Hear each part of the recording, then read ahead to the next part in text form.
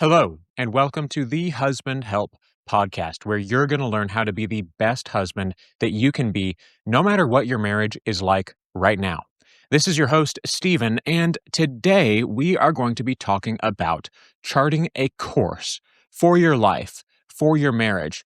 And we're going to be talking about and exploring a specific facet of goal setting, a certain type of goals that my experience tells me most men tend to ignore. On the other hand, this is an area of goal setting that I've always done, and I feel that I've evolved and adapted it and improved it over time.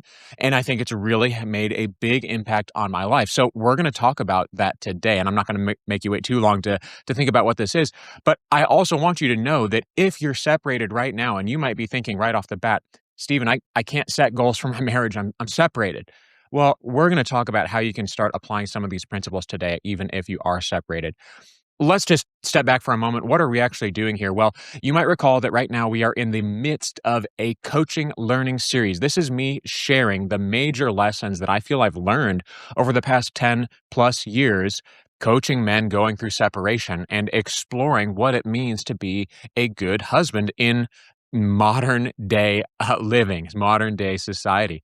Now, you can think of these lessons, as they are meant to help you, the men in separation. These are also just things that I feel are important enough that the world needs to know about them. These are the things that I want my son to know someday or my daughter to know someday as they're preparing to enter marriage. So I'm trying to blend these two things together, both the separation application, but also the, hey guys, this is just what it looks like to do life, to do relationships well. This is important stuff that I think kind of gets glossed over or gets missed or that just isn't out there that people don't know. So that's kind of the vein that we're in today.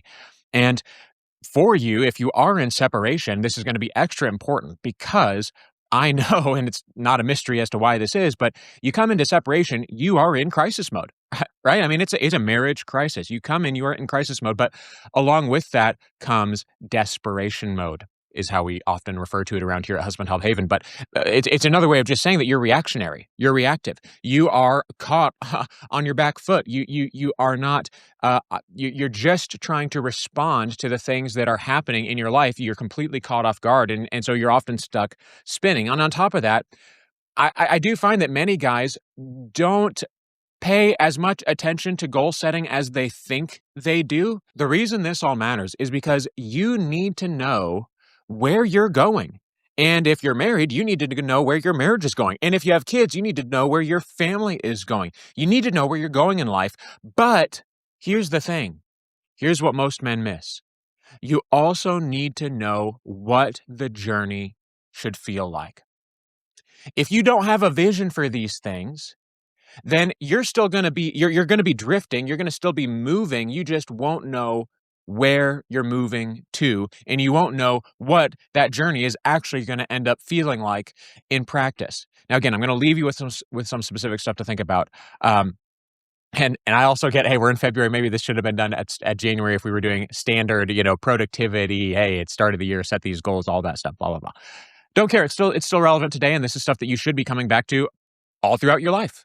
All throughout your life. So why do we need this stuff? Well, I can't tell you how many conversations I've had with guys that have started along these lines. Stephen, I just don't understand why she's leaving. I've not done anything terribly wrong. I never cheated. I never hit her. Some guys, not all guys, can say, I never yelled at her. I worked hard. I made decent money. There was always food on the table. I was nice enough. I don't understand. Why is she leaving? Now, the issue is, these are good things. To be clear, I'm not at all saying we shouldn't be striving to hold ourselves to this standard, but I'll also say, and you probably won't disagree with me to say it, that these are pretty much the bare minimum standards of not what makes a good husband, but what makes a husband that you can function in life with. That's what that standard is there for.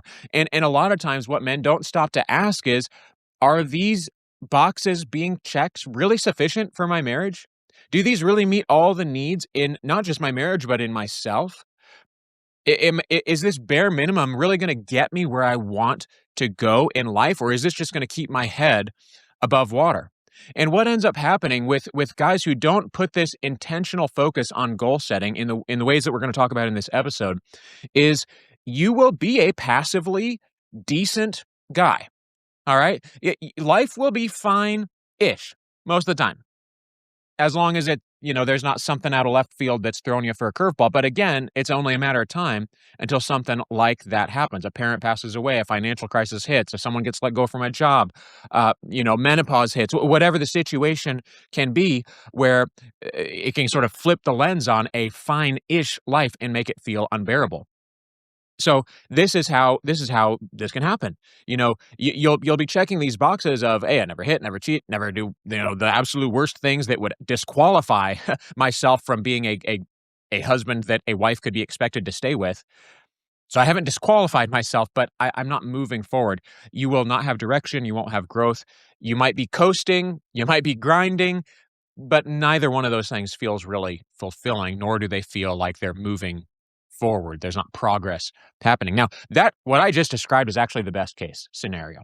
Without these goals, it's not just that you're sort of passively decent, you actually fall into a very egocentric way of living.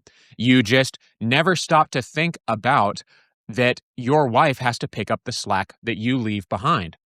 And so you might tell yourself, hey, I show up hard at work, I bring home a paycheck, and then we get home and everything else is expected to be handled by the wife. Life revolves around you a lot more than you realize. You have high expectations for her, higher than you realize, and you have low expectations for yourself, lower than you realize. You view, your duties are to just go to work, and then when you get home, maybe it's time to game, it's time to drink, it's time to do whatever. You go hang out with the boys, you do whatever. She's expected to do all the child care from dawn till dusk, every single day.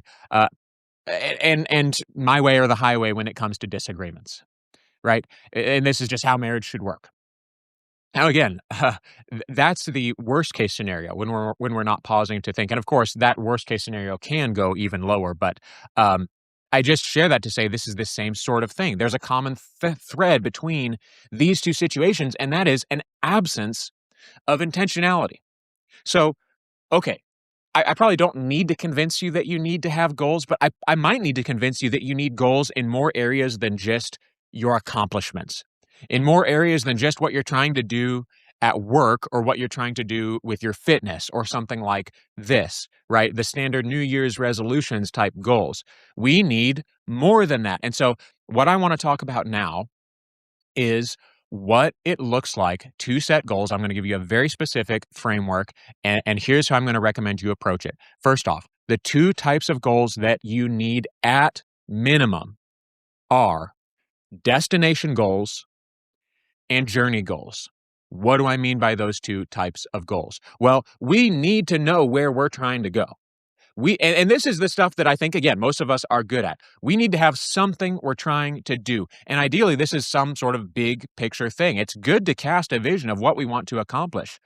It's good to be able to say, hey, I want to lose the 50 pounds. Oh, I want to go on the 25-year anniversary trip. I want my kids to be successful, well-adjusted adults, right? So we sort of have these big destination goals, these things that we want to accomplish in different areas of our life. Now, I am going to pause and say, it's important to do this by category of your life. I'm going to share how I sort of split up my goals in a moment. But the other type of goal, and this is the one that I think most men miss, is the journey goal. Now, if you don't like destination and journey, you could use different labels. You could use different terms. You might call this the end state goal and the process goal or the lived experience goal. But what I'm trying to get at is that we need to have some conception of what it feels like to actually be living the way that we want to live in each area of our life. So we need to know what the journey should feel like. We need to know what the journey should result in, what the experience should be, not just what we want to accomplish, but what it's going to feel like and who we want to be as we're accomplishing it. That's critically important. Now, I want you to think back a couple episodes, a little more than a few episodes back, to the episode titled "How Good Couples End Up Divorced." And if you'll recall that, we talked about a guy named Terry. I shared his story, names changed, of course, where he fell into this very same trap. He had a destination goal of building a new house. It was their dream home. Now, this was an important destination. It was a good destination to get to. It was a good accomplishment to strive for. But what he completely missed was the process goal, was the journey goal. He totally ignored that if getting to this destination feels like an absolute miserable grind, if I have to keep my marriage on the back burner for years to get there, that's not that destination is not worth the damage it brings. And I've sort of lost sight of why I even want the destination in the first place. I want that destination because it's going to bring our family comfort and peace and joy and memories. But by thinking in terms of only the destination, we've ignored that there's peace and joy and memories and all those things to be had on the way there. And we never stop to ask, hey, what would an enjoyable journey look like, or at least a contented journey look like on our way to this destination?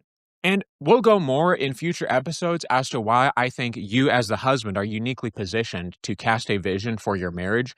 I think whether you are in the realm of marriage or not, you are an individual, you have a life, you have areas of your life that you care about. So we need to have a vision for those areas. In the next couple episodes, this is actually the first in a sort of sub-series within this coaching learning series where we're going to be exploring the topic of husbandly leadership, and I'm going to make a case for why I think this is important, particularly for you as the man to be thinking about. But for now, I just want to equip you to walk away from this episode with some idea of why this matters and how to do it in your own life. But before we get into that, let me just pause because I know we're talking about goals, we're talking about vision. These terms can kind of feel a little hokey, a little ethereal, a little not really grounded or practical to some guys. Some guys love goal setting. You don't need me to convince you that this is important. But I want to be very clear. When I talk about vision, when I say you need a vision for your life or you need a vision for your marriage, I'm not saying go get out your favorite magazine and cut out some pictures and put up a collage and have a vision board of all the things that you want to accomplish in life. Hey, if that works for you, great. But that's not quite what I'm getting at. I'm not talking about like manifestation. I'm not talking about, name it and claim it. I'm not talking about anything like that. What I'm talking about is a lot closer to the way that a sprinter, when they're walking up to the track, preparing for their race, they are visualizing what the go is going to look like. And they're going to visualize if there's a particular part of the track that they struggle with, going around the turn, finishing the home stretch, whatever it is, they're going to visualize, hey, I'm going to do it this way. It's going to look this way. It's going to feel this way. My feet hitting the track it's going to feel this way. The way I work my legs it's going to, engage these certain muscles. That's what high level athletes do when they're preparing for competition. Why? Because it greases the grooves. It gets them in line. It aligns them. It reminds them the things that matter most to achieve high performance. And the high performance is what they cared about, but the visualization is a real meaningful tool to get there. And so that's very similar to what we're doing today. We're sort of looking at each area of our life and we're sort of pausing, we're stepping back and we're saying, what does it feel like to do this area well? And when you're setting this sort of journey level goal for yourself, what the journey should feel like, that's important. And you want to put this into present tense terms. Okay, so let's talk about what this looks like in practice, because I'm not just going to say, go and do this. I'm going to say, here's how I do it. Now you go and do likewise. So for me, like I said, I split up my goal setting and my sort of vision casting by life area. And so I've used different tools to do this over the many, many years that I have been caring about setting goals for myself. I've used Trello. That's a great app. I currently use Notion. Great app. Love it. But it doesn't really matter. I've done pen and paper plenty of times. I've done whiteboard plenty of times. Get into Canva if you like that. Get into some sort of whiteboard app where you can draw stuff out. Get on your tablet, on your phone, just open up a note. Whatever you want to do, however you want to do it, doesn't matter. The important thing is that you can reference whatever it is that you build out these goals on. You want to be able to look at it somewhat regularly, at least monthly, ideally weekly. We want to have some sort of reference. So pick where you're going to do this at. And then how I split up my goals is by life area and then by layer. Okay. So I have 6 areas of my life that I deem significant enough to need goals for. What are they? I'll tell you. Faith and ministry, Husband help haven. That's my work. That's this stuff. My marriage, my home and family, my health, and my mind and time, my productivity. These 6 areas are critically important enough to my life. They're recurring areas of my life. They're not going anywhere. They're going to stick with me. These areas are always going to be there. So I need to have goals for each. It's not enough to just have one goal of, I want to lose 50 pounds this year. That's great. But guess what? If you think about my areas, that's just a goal for the physique, for the health, for the body, that sort of area, right? It doesn't put any attention into any of the other 6 areas. So we need to be intentional about each area of our life. But then I want you to have layers to your goals. I want you to have the destination goal. Again, this is the one that I think most of us are really good at or comes most naturally to us. I think this is also the most talked about in the industry of productivity is the destination goals. And you might have heard of SMART goals, specific, measurable, actionable, realistic, timely. Okay, great. Do whatever framework you want to do. I'm not trying to corner the market on productivity here. What I am trying to say is you need this next sort of goal. In addition to the destination goal, you need a journey goal. You need a vision. You need to be able to describe in present tense terms what this thing feels like. So let me read to you examples of my vision statements in these different areas of my life. These are my journey goals, right? Life is a journey. I'm going to be on a journey through each of these areas of my life.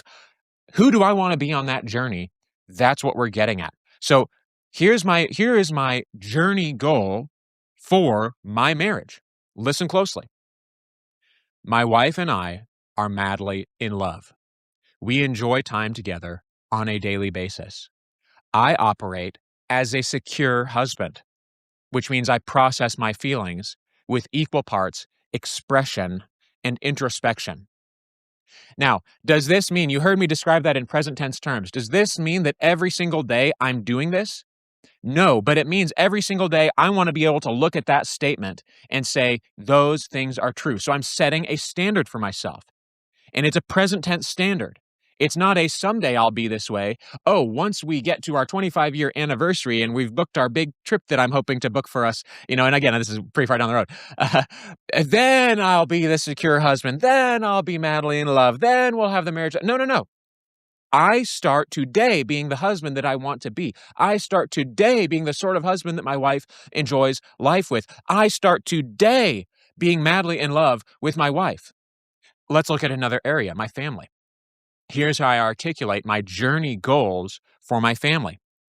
All of my children experience kindness, love, and instruction from my words and example.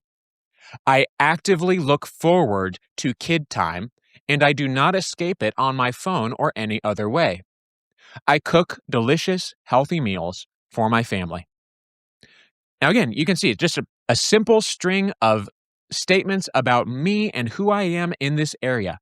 I'm setting the standard for myself, right? And again, you can probably infer, why do I need some of these? Well, look, I noticed, as many parents probably have, I noticed myself looking at my phone too much when I was hanging out with my kids. And so part of my journey goal now is I want to be intentionally engaged and focused and excited to spend time with my kids. And if those things are all true, I'm not going to be looking at my phone. So I carve out a specific vision of what it looks like in present tense terms to be the man I want to be in the area of my family, right? Let's look at mind and time. I say, my mind is clear. I'm able to tap into focus when it's time to work, and I spend my time where I want to spend it. Okay, great. Yeah, not not reinventing the wheel here, guys. This is not rocket science, but it's still important to have it laid out. If I look at my spiritual side, if I look at my faith and my ministry area, here's how I articulate it in this area. I say, I actively enjoy and engage in my relationship with God. I live in freedom and hope, not fear and dread. And I draw on the Lord daily through time in the Word and in prayer. These things are more essential to me than food. Now, again, is that saying that every single moment of every single day I'm living that way? No, but that is saying to myself, I'm staking out, this is who I want to be. I want to be able to say these sentences sincerely and truthfully on every day of my life. So Hopefully that gives you some ideas. I want you to notice, and this is the important part, these are present tense. I'm able to tap into these things today. These are not future fantasies. This is not someday maybe. This is what I want to experience, who I want to be as I traverse the journey of life in these areas. Now, if you do want to know how I take it a little bit further, just very briefly, I have my journey goals at the top, that vision, that who I want to be, because to me, that's a constant. So that goes at the top of my goal setting. That's actually the first thing I do, even before I set the big goals. Like when I do my annual goal review, that's what I start with is the vision, the journey, that goal. I start there. That's the constant. So I start with that. And then I go to, okay, well, what major accomplishments? What's my like dream in this area? What do I really hope to someday? It would be such an awesome milestone if I accomplish this. I think about that. And then I think about a quarterly goal in each area. And then I think about the routines and the habits that I need in this area to support it well. So those are my 4 layers. And if I'm honest, I do kind of play around with those, but the 2 constants that I have kept in just about every iteration of goal setting that I've ever done, I've used different labels, I've used different tools, I've gone different depths with my goal setting, but having that journey goal, that vision, that current present state of being articulated by area of life, that has been a constant, and it's been enormously helpful and impactful. It is my plumb line. It's the thing that pulls me back to center. It helps me remember who do I want to be and why. Now, you might be hearing this and you're thinking, look, I don't even know where to start. Okay, I can sit here and make these goals out, but I know that by next week I'm going to be struggling. I know these things are going to be slipping out of my mind. Well, if you want some more guidance or some more accountability, if you don't have people in your life that are able to do that for you right now, I would really encourage you to take a look at Husband Help Group as a place that you can get exactly this sort of support. Husband Help Group is a premium support group for men who are walking through separation in a way that honors their integrity and their convictions to save their marriage, and yet who also want to live in reality. This is going to be full of other guys who get it, who won't judge you, who've all been there, and who really want to help you hold on to hope while also helping you live in the real world and deal with a situation that might be really, really difficult. These are guys who've been through it, who've been there. Some are reconciled, some are divorced, most are still in the thick of it. And so if this is something that interests you, we do also have ongoing teachings. It is available via a mobile app. I don't have to give you the whole spiel. Go check it out for yourself at husbandhelphaven.com/group. Hey, real quick, while I'm on the on giving you spiels, let me tell you another absolutely free resource, not even an email required, but very, very, maybe very useful to you. I have begun, as of last episode, putting together a PDF one sheet for these episodes that are meant to be as a downloadable reference for you, whether you're a subscriber, whether you've been around Husband Help Haven for a long time or this is your very first time. Go check this out, husbandhelphaven.com/episode 32. That's episode dash 32. Right at the very top, there will be a button that says download the one sheet. Again, no email required. It literally, you click the button, you get the PDF. That's it. It's just meant to be something you can look back on and refer back to. Maybe you need to remind yourself, hey, what are these different types of goals? What are the areas Stephen talked about? All that sort of stuff. Okay, perfect use case for the one sheet. So with that, let's land this plane. Let's bring it home. What do I want you to do from here? Well, what I would encourage you to do, the thing that you need to be able to get to in each area of your life, I want you to, first off, figure out what the areas of your life that matter to you are. Like, how do you categorize the things that matter to you in your life? And then I want you to have a vision for each of those areas and not just a vision for where you want to go, not just the destination goal.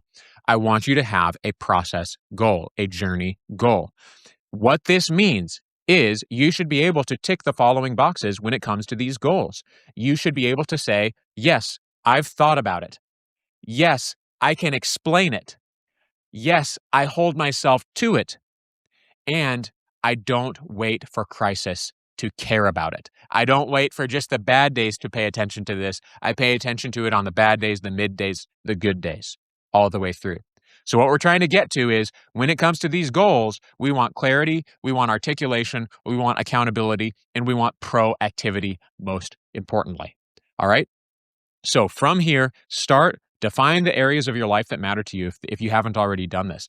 They don't have to be my 6. Pick your own. For me, again, the one that probably maybe not everybody would put on their list for my list would be the mind and time. To me, again, productivity is an important enough area for me that that deserved its own category. Maybe not for everybody. So maybe faith and ministry isn't one for you. Maybe you that's not something you're involved with. Okay, still you need these areas. And again, then for each area, I want you to write down at least one end state goal, one destination goal, and then I want you to write one present tense statement for the journey goal. Now, for me, again, I sort of read them off to you. I have about 2 or 3 statements per area, right? So, like in my faith one, it was I actively enjoy and engage in my relationship with God. That's 1. I live in freedom and hope, not fear and dread. That's 2.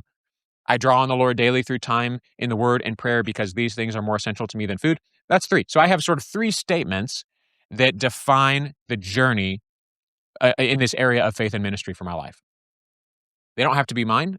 They don't have to be 3, but something. Okay. You don't need a whole manifesto. You don't need to write your entire life story. You don't need to explain every single nuance. It just has to be simple. It just has to be enough that you know it, that you understand it. Okay. Now, I know if we specifically think about the area of marriage and relationships, um, it might be difficult to cast a vision right now. It might be difficult to think about a destination right now. And so, if this is you, what I would encourage you to do, if you are currently in separation, you can think about the vision for your marriage. That's probably a good thing to do. Hold it a little bit loosely. It's good to have that in mind. Hey, there may come a time, a good opportunity to share that with your wife where you can say, look, here's the marriage that we had before, but here's the marriage I'm looking towards. This is the marriage I have my eyes set on.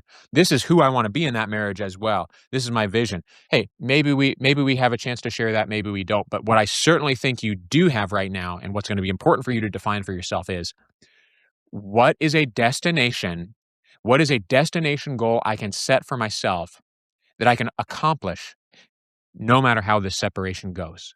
So, like, when I get to the end of this, what do I want to say, however the separation goes? Similarly, who do I want to be as I go through this crisis? I'm on a journey through marriage crisis. I'm on a journey through separation. I'm on a journey through divorce. I'm on a journey through my wife's affair or her midlife crisis. What statements do I want to say every single day are true about myself as I go through this time? That's your journey. That's your journey goal. So think about that. Maybe we don't even need the destination goal for separation.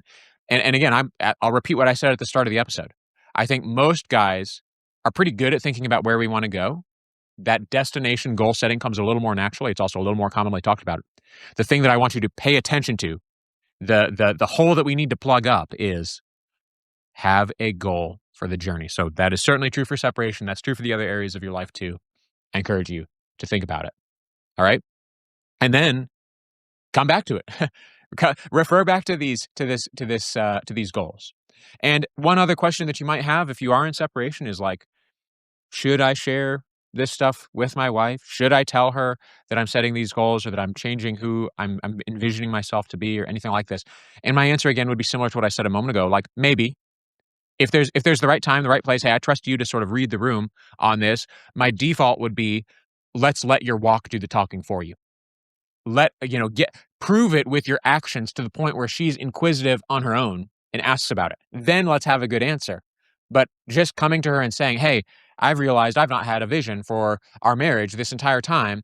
And I've realized that was a big problem. And so now I do have a vision and it's this. What do you think?